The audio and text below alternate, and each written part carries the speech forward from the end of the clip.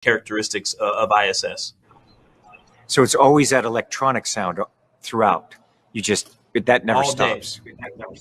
All the fans and electronics, there's a whir, a hum that just is continuous. And if that ever stops and it gets quiet would actually make us all go, uh-oh, what's wrong? Did we just lose power? What happened? Because there's always some machine running 24 hours a day, 365, 366 in a leap year. It's always moving.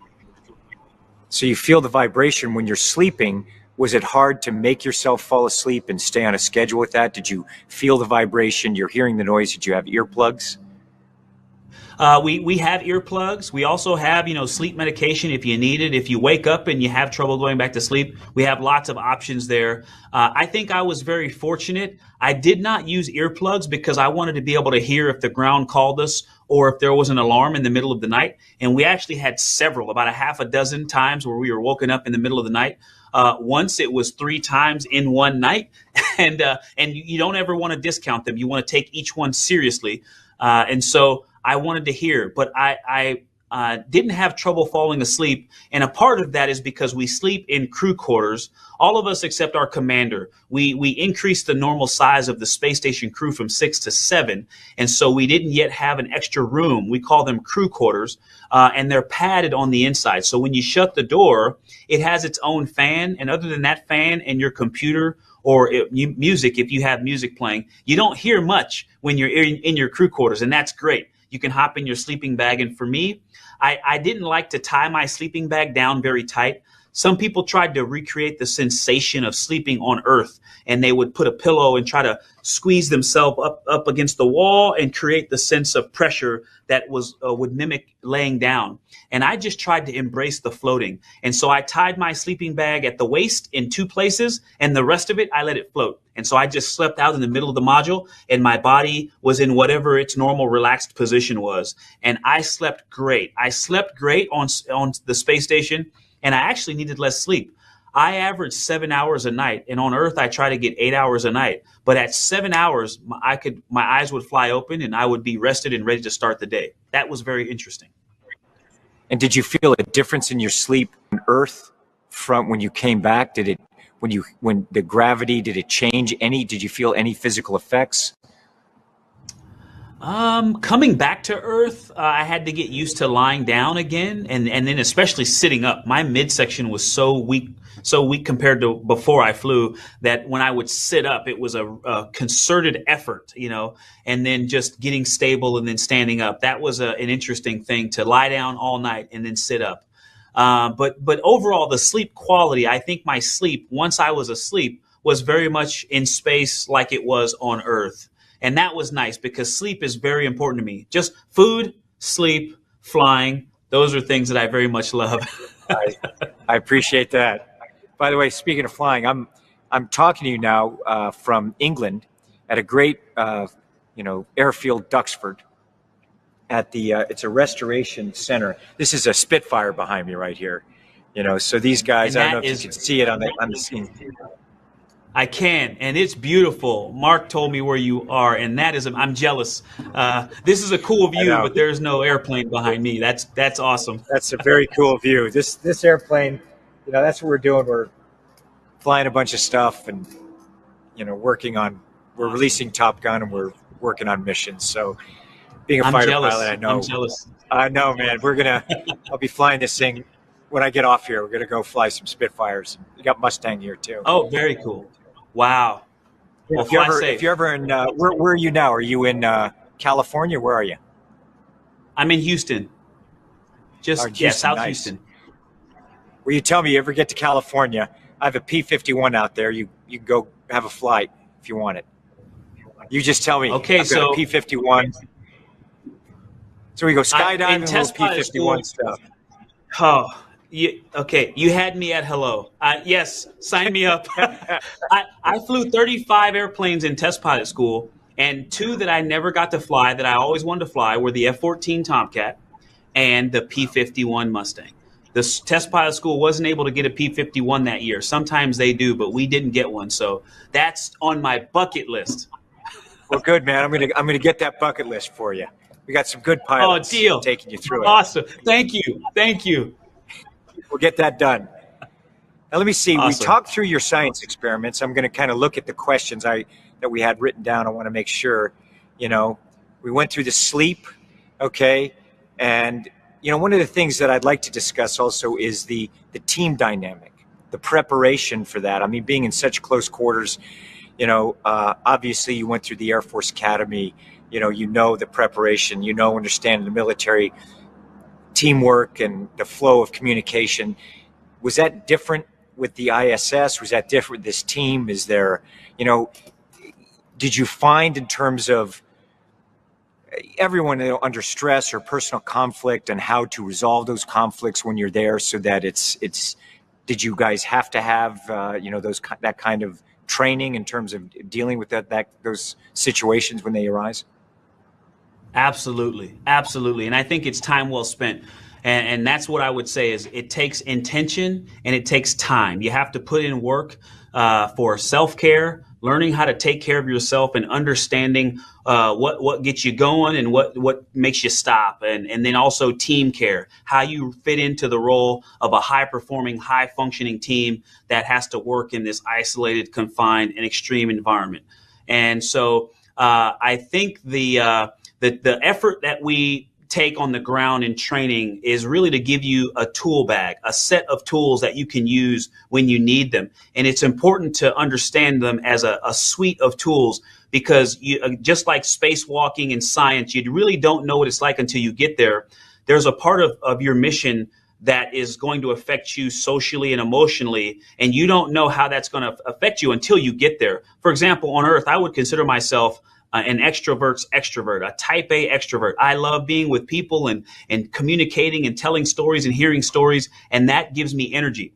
On the ISS, if I had a free moment, I wanted to be by myself because you're constantly engaged with things and people and getting instruction and giving a report. And there's so much extrovertism that I needed to just be by myself to recharge. And that surprised me. And so it's important to have your tools so that in space, in the moment, you can actually contrive something. You can use the basic building blocks that we study on Earth to create whatever it is that you need when you're in the environment.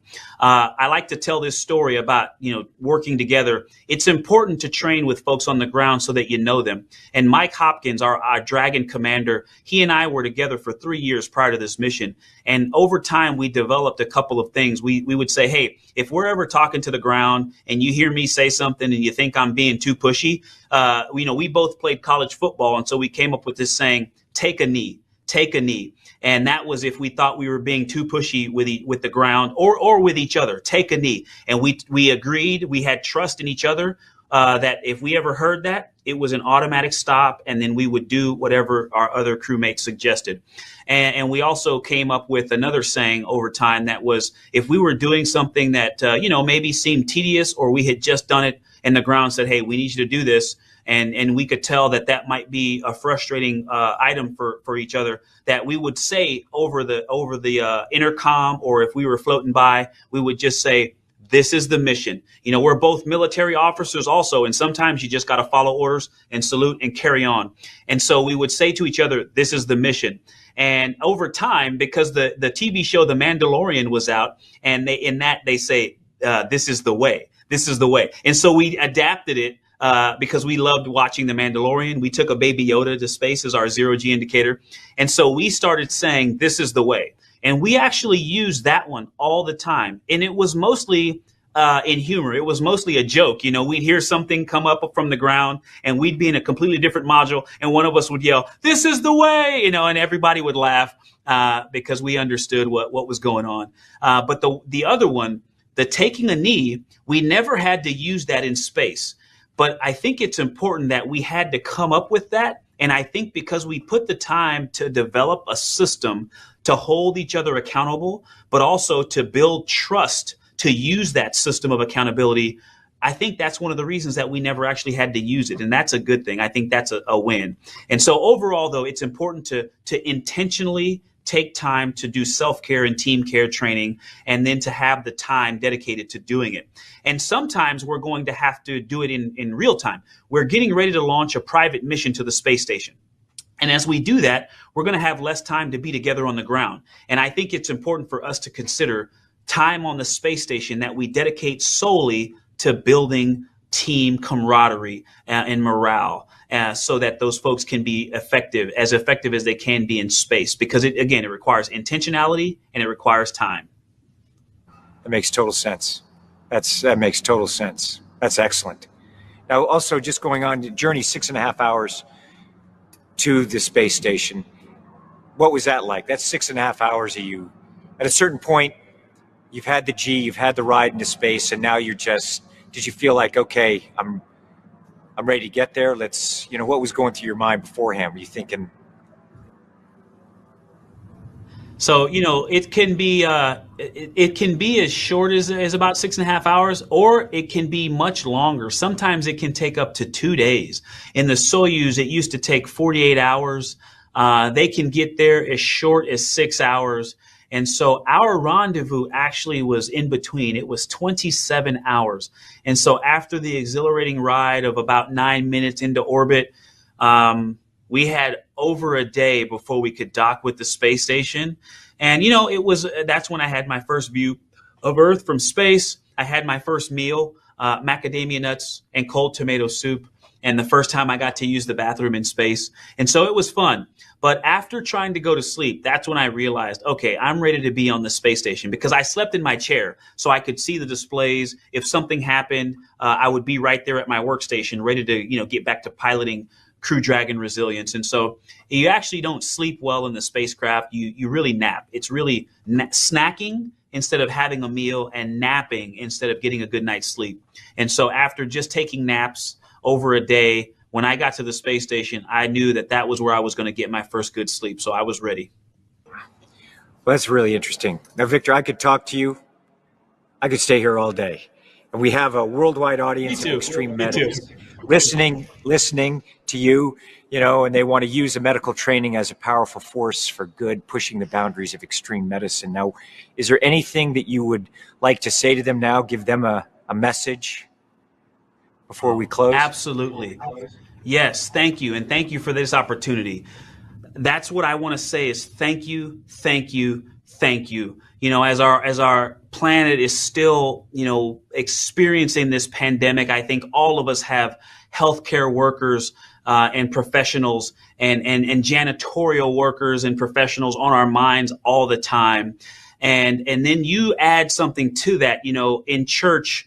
It really impacted me when I was young, and I heard someone say to me, you have to meet people where they are. You have to take your gifts to people. You have to meet people where they are. And I think of the extreme medical community as not only this great group of folks that provide healthcare, but you do it in isolated, confined, extreme, and hostile sometimes environments. You take this life-saving care and meet people where they are. And so I just want to express my gratitude and my awe that you are able to do things that most people can't even do, so that you can provide healthcare to people in these extreme circumstances. Thank you. I think what you do is commendable, and I look up to you. And I really want to be like you. I hope to engage in more training for extreme environments. And they say imitation is the greatest form of flattery, and I desire to be very much like you all. Thank you for your service. That was excellent. I agree with you, Victor. You are impressive, and what you've accomplished thus far is absolutely impressive, absolutely engaging, incredibly informative, and I'm grateful to be here, and I'm grateful also to all these people out there that are helping people, and just want to thank you. You're gonna get you that Tom, if you want to. Yes, sir. Yes, please. And it's been so amazing to talk to you. Oh, I'm ready to go. And thank you for this. It has been a treat. I showed up. I showed up here today, and I saw this on the calendar, and I read the papers and stuff. But I still asked my public affairs team, this awesome group of pros, and I said, "Hey guys, I just want to get this straight. So Tom Cruise is going to ask me questions today." I just figured there was a typo somewhere. So this has truly been a treat. Tom, thank you so much for the time, and I hope you enjoy flying that Spitfire. That's going to be amazing. Thank you, man. We'll get you the P-51. I enjoyed this immensely. Awesome. Incredibly informative. I just very grateful to have this opportunity. And thank you. Same. Me too. Thank you. The little red light is on. You're rolling. All right.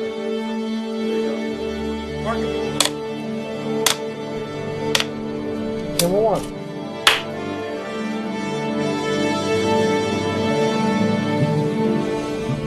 You know, most kids, you start thinking at an early age, as soon as you look in the sky at night and you see stars, and you think, what would it be like to be up there?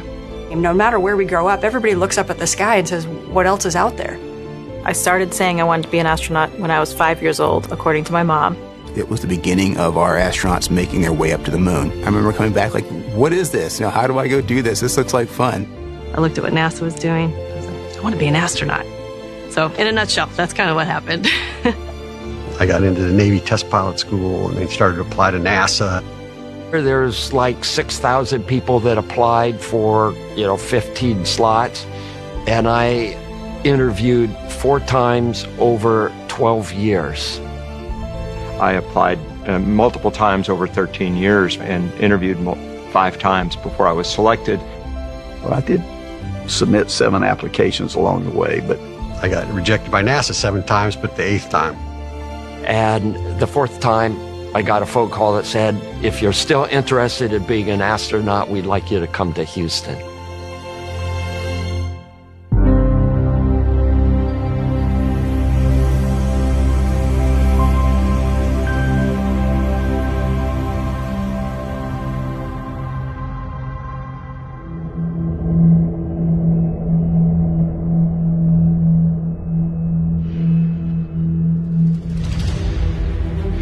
Finally, it's launch day. Launching to space, of course, was a momentous experience.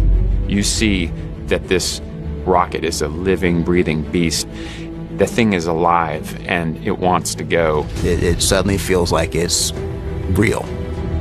First thing, you're strapped into the space shuttle on the launch pad, and I can say sitting in the rocket, getting ready for launch, you're anxious and you're excited.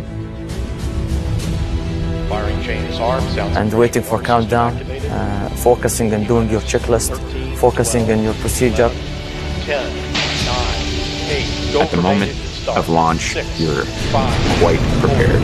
3, 2, 1. And 0 and liftoff. Switch up the lens.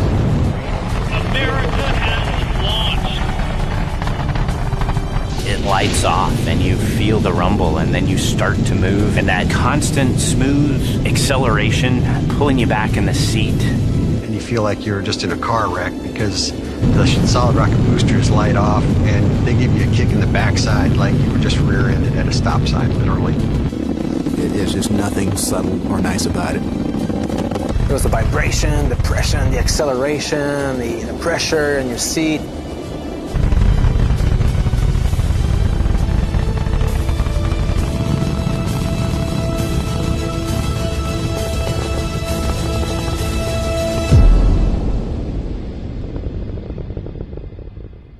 I distinctly remember the point when I stopped and thought, I did it. I'm here. My goal was to be an astronaut, and now I'm in space.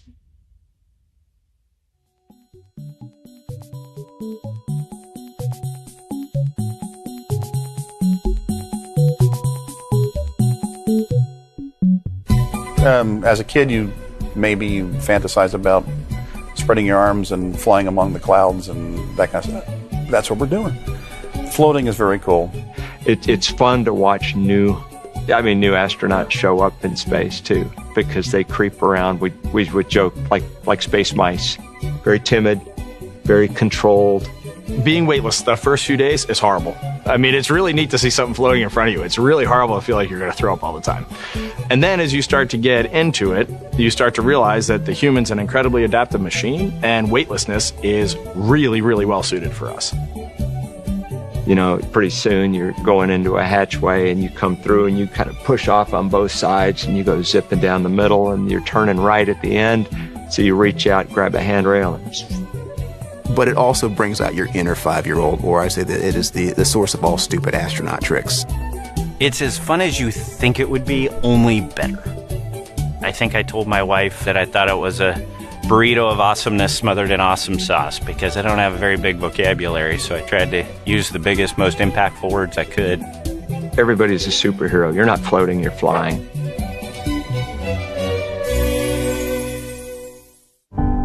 So the International Space Station, being only 250 miles above Earth, we call it the kind of the proving ground for a lot of science. It is a national orbiting laboratory for the United States, and we do have hundreds of science experiments going on at any time.